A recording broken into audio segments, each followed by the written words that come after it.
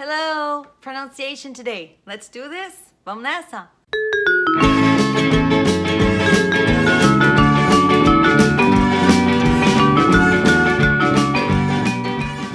Então é o seguinte, o TH. TH, o povo tem dificuldade. So we're here to help, alright? Yes. Think.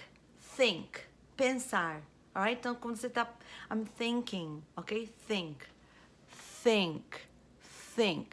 Agora esse daqui, thing, coisa. What's this thing? It's a flower. Where's the camera? Here. I'm so bad at this. Oh my gosh. But I'm gonna learn. Don't worry. So think, thing. All right? Nativo nem fala esse G. It's practically, you know, just don't say it. Thought. Esse thought é o passado do think.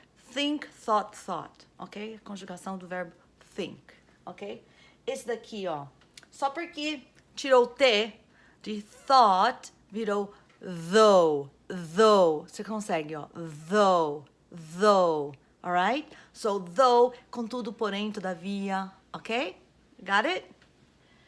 Through, através de. Through. Go through that light and turn right. Through, através ou passando, por exemplo. Through. É o mesmo de throw no passado. So I threw the flower. You see? I threw the flower in the air. I threw. Okay? Through. And é parecido com drive through. When you go to McDonald's, it's the drive through. You go to the drive through. Okay? So throw through. And my flower's falling. Okay? So think, thing, thought, though, through, drive through. Did you like it? Thank you so much. I hope to see you soon. And if you have any other doubts, manda mensagem. Just send me a message saying, I don't know how to say this, or I want to practice this. I'll help you. Okay? See you soon.